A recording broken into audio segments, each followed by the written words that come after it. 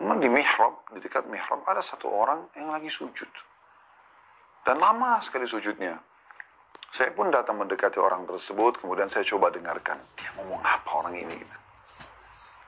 Ternyata dia menyampaikan keluhannya kepada Tuhannya dalam sujudnya. Dia mengatakan, ya Allah, sungguhnya istriku ya, membutuhkan uang untuk operasi. Dan kalau tidak operasi dia bisa meninggal dunia. Aku keluhkan permasalahanku padamu ya Allah, karena aku tidak punya uang sama sekali. Ya. Dan dia sebutkan angka uang yang dia butuhkan itu. Udah selesai dia sampaikan seperti itu. Dia bilang, orang ini, dai ini, mendekati orang tersebut, menunggu sampai selesai dia salam dari sholatnya. Lalu ditanyakan, ada masalah apa? Dia bilang, masalah istri saya sedang sakit, harus operasi. Dan kalau besok tidak dioperasi mungkin bisa mengancam nyawanya. Saya sendiri tidak punya uang. Saya lupa angka pasnya ya, tapi kalau tidak salah sekitar 20 ribuan pon Mesir ya. Kalau saya tidak salah gitu. Kemudian kata dai ini, apa yang sudah kau lakukan sesuatu yang sudah sangat luar biasa. Dan yakinlah Allah akan berikan kepadamu jalan keluar. Lanjutkan doamu. Lalu dai ini mengatakan, orang itu pun terus berdoa, mengulang-ulangi doanya. Dan saya pun karena ngantuk, saya istirahat. Setelah saya sholat malam, beberapa rakaat, saya istirahat. Menjelang subuh, azan subuh saya dibangunkan untuk penghuni masjid. Syekh bangun gitu ya. Dibangunkan. Lalu kemudian saya wudu, lalu saya sholat qobliyah. Atau sholat sunnatul fajr ya, qobliyah subuh. Kemudian diikomakan sholat. Waktu diikomakan sholat, tiba-tiba saja pengurus masjid mengatakan, Syekh silakan jadi imam buat kami. Kata Syekh, saya lagi capek, mungkin kurang pas. Tidak, silakan, walaupun ayat-ayat pendek. Maka dia bilang, saya pun jadi imam. Subhanallah, begitu selesai sholat, salam, lagi zikir, ada satu orang datang. Dia mengatakan, Syekh, saya mengenal Anda, saya mengikuti ceramah-ceramah Anda di YouTube, dia bilang, ya. Dan saya ini punya hajat dengan Anda. Dia bilang, kata Syekhnya, apa hajat? Dia bilang, saya punya zakat harta, zakat mal, yang saya tunda pengeluarannya, karena saya berharap zakat itu bisa terarahkan ke satu orang yang kira-kira orang ini, gitu kan, terpenuhi hajatnya dengan zakat itu. Walaupun istri saya sudah mengatakan keluarkan saja, jangan ditahan gitu kan, ini zakat gitu.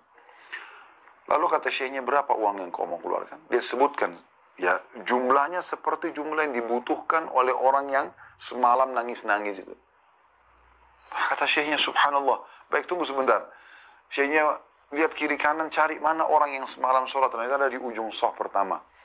Syekh mengatakan, diberikan isyarat supaya dia datang. Datanglah orang tersebut. Kata Syekhnya, coba ceritakan, apa masalahmu semalam? Dia bilang, istri saya mau operasi, butuh uang sekian-sekian gitu. Disebutkan angkanya gitu. Maka orang yang punya zakat ini tiba-tiba meneteskan air mata, menangis. Syekhnya juga menangis. Kenapa? Karena seperti depan mata mereka, Allah berikan jawaban kepada orang ini gitu. Kok bisa Syekhnya datang ke situ, kemudian jadi imam, suaranya didengar, tadinya orang yang punya zakat ini, dia tidak mau sholat di masjid itu, dia mau sholat di tempat lain, tapi karena dia dengar suara dan dikenal, dia datang sholat di masjid itu.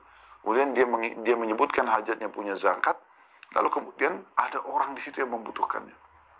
Maka langsunglah Syekh ini memberikan saran kepada pemilik uang agar memberikan kepada orang tersebut, dan diberikanlah. Dan dengan diberikan, maka selesailah masalah orang tersebut. Ya, kata Syekhnya, bahkan saking gembiranya orang tersebut, dia mengatakan, segala puji bagimu ya Allah gitu. Ya. Jadi orang kalau menyampaikan hajatnya kepada Allah subhanahu wa ta'ala, itu dipastikan akan terpenuhi. Tapi kalau kita minta-minta sama orang, teman-teman sekalian, bisa diberi, bisa tidak. Ya, bisa diberi, bisa tidak. Walaupun kalau sudah dalam keadaan kepepet, kita boleh mengajukan, kita boleh meminta, tidak ada masalah. Tapi permasalahannya di sini, ya, kalau kita tidak minta kepada Allah SWT, hanya menggantungkan pada manusia, terus bergantung pada manusia. Makanya di sini dikatakan oleh Nabi SAW, siapa yang ditimpa kesulitan, sekecil sampai sebesar apapun, lalu dia mengadukan kepada manusia, maka kesulitan tidak akan teratasi. Tapi kalau dia ditimpa kesulitan lalu dia mengadukan kepada Allah, Allah pasti akan memberikan kepada dia, cepat atau lambat. Kalau Anda mengatakan, Ustaz, saya punya penyakit, saya sudah berdoa kepada Allah berulang-ulang, sudah berhari-hari, berbulan, minggu-minggu, berbulan-bulan, bahkan mungkin ada tahunan. Tapi saya belum melihat hasilnya. Ini pernah disinggung oleh Ibnu Qayyim rahimahullah. Sehingga saya setelah beliau mengatakan, kalau ada orang yang sudah berdoa, lalu kemudian dia menganggap doanya belum diterima karena belum melihat hasilnya, ini pemahaman yang keliru. Misal contoh anaknya sakit, lalu dia mengatakan, ya Allah sembuhkan anak saya, tapi anaknya belum sembuh. Bukan Allah belum terima. Allah sudah memberikan kepada dia. Kalau seandainya dia tidak berdoa, mungkin penyakit anaknya akan lebih parah. Satu sisi. Sisi yang lain, Allah juga ingin memberikan tambahan pahala kepada orang ini. Karena memang dalam sebuah hadis dikatakan, sebuah riwayat, bahwasanya Nabi SAW bersabda, Allah berfirman, kalau Allah ya, Nabi SAW bersabda, kalau Allah melihat atau mendengar doa yang indah dari seorang hamba, Allah terlambatkan jawabannya, agar hamba tersebut tetap dalam doanya. Dan kalau seandainya hamba ini memahami bagaimana doa-doa yang dia sampaikan, yang dia keluhkan kepada Allah Subhanahu wa Ta'ala itu, walaupun dia belum melihat ya, depan matanya apa yang dia inginkan semua diberikan, dia akan panen itu tetap dalam bentuk pahala di hari kiamat. Dia tidak akan pernah berhenti berdoa.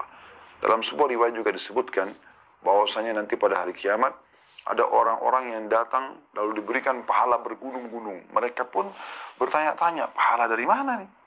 Mereka sendiri mengatakan kepada berkata kepada para malaikat, ini dari mana nih pahala? Kok saya nggak pernah tahu ini gitu, saya buat apa? Maka kata para malaikat, ini adalah doa-doa kalian yang belum kalian melihat mendapatkan hasilnya di dunia. Maka pada saat itu mereka berharap agar seluruh doa yang mereka munajatkan di dunia, Allah nggak berikan dunia, supaya mereka panen dalam bentuk pahala di hari kiamat. Saking besarnya pahalanya gitu. Bisa juga Allah dengan hikmahnya mungkin ya, menunda kesembuhan anak tersebut dengan hikmah. Allah lebih sayang kepada anak itu daripada kita. Mungkin kalau anak itu sembuh malah menyusahkan orang tuanya. Sehingga Allah biarkan dalam keadaannya.